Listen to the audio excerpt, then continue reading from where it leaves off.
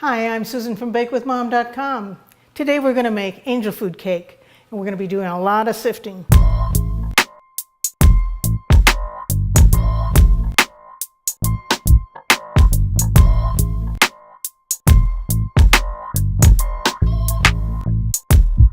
We're going to start by sifting sugar. We want 1.5 cups of sugar, and I've already measured it and sifted it, but I'm going to show you how I did it. You need to sift your sugar 5 times after you've measured it. And you just kind of tap it and it'll go right through the bottom. And it's all gone. We're going to sift our cake flour.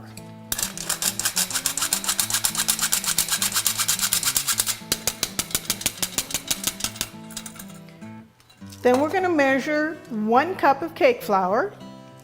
After we've measured it, we're going to put it back in our sifter. So this is the 1/4 cup of our sifted sugar.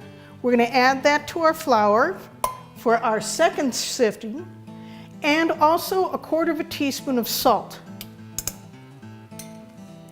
Now we're going to sift our flour 4 more times. So a total of 5 times. We sifted it once, measured our cup. Then we're going to sift it a 3rd time.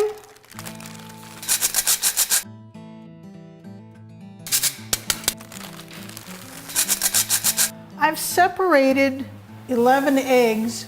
It might take only 10 if you use jumbo, but extra large takes about 11 eggs. We want 1.5 cups of egg whites. So we're going to put that in our mixing bowl. We're going to start beating this at high, but we're going to only beat it until it starts turning white and frothy. We don't want it to start getting stiff.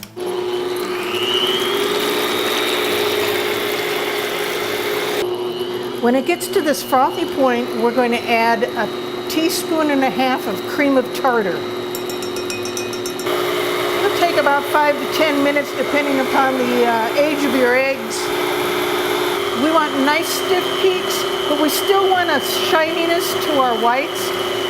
It's important that they still be shiny, otherwise you're going to dry out your egg whites and it will make a dry cake. While this is going, we should preheat our oven to 325 degrees and put your wax so that it's halfway down the oven. Now we're going to check it again, and it makes a nice stiff peak and stays. When you put your spatula in, it'll make it nice and high and stay up. Now at this point we're going to start adding our sugar, 2 tablespoons at a time, until we've got it all fully dissolved. They're still nice and stiff and glossy. Before we stop using our mixer, we're going to add 1.5 teaspoons of almond extract. Try to get the natural. I don't like the imitation. And we're also going to have 1/2 teaspoon of vanilla extract. Just going to blend this in real quick. I highly suggest investing in a wire whisk. They don't cost a lot of money. A fork really isn't going to do it with an angel food. You really need a whisk because you're trying to keep air in your batter. A fork might break down your egg whites too much because it's so thick. You want a wire whisk because it's not thick and it won't break the egg whites down. Oh, I'll leave a link in the description below so that you can purchase a wire whisk, or you can go to any store and they have them for sale. Okay, so this is my whisk. I like this one because you can lift it much easier with this type. I don't know if you can buy them separate. I've never seen them yet. I've only seen the wire ones. This is a typical wire one. They do quite well too, but this one is just so nice the way it lifts.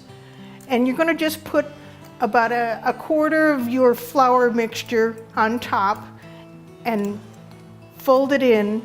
Always lift from the outside into the middle. Try not to overfold, but you do want to blend in your flour. I keep turning the bowl so that it gets done evenly throughout. Now put another quarter in. As you can see, I have a tube pan here. Mine is an old-fashioned one that has legs on it. Now, if yours does not have legs, when we get a cake out of the oven and it's done, we'll be testing it with a push test to see if it comes back. But after it's done, you let it cool upside down. I can do mine with the legs, but if you don't have legs, a wine bottle or soda bottle upside down in there will work out just fine. We're going to put it into our pan. Now I'm going to rotate the pan as I'm putting it in so we can get it in as evenly as possible. 325. Knowing that I live at a higher altitude, I have to go the full 60 minutes, but you may only have to go 40 or 50. There's our beautiful angel food. Now we're going to put it upside down and let it cool. I'm going to put it over my serving plate because sometimes they do fall out, which is perfectly all right, but it's better if it falls on your serving plate. So we'll let it cool for a little bit and then we'll take it out of our pan. We're going to let it cool for at least 30 minutes. Our cake is cooled sufficiently, so we're going to go around the edges with a metal spatula and then go around the middle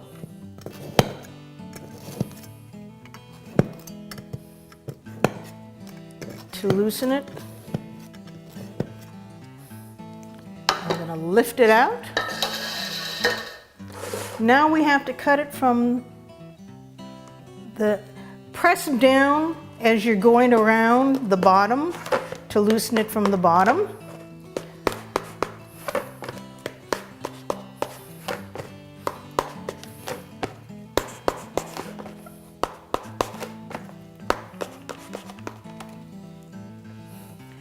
So I'm going to turn it upside down on a paper towel. You can either have it this way or on your serving plate, have it right side up. I would let it cool for about another 30 minutes. And then after it's cooled, use a knife, a serrated knife, and don't hack down with it real hard. Saw very gently. Or some people prefer to just tear off a hunk. But saw very gently all the way down so that you don't get those nice air bubbles that you made out of it. And enjoy. Okay, so we're going to slowly saw down very gently. Do not press hard or you're going to press all that air out that we've made with our beating.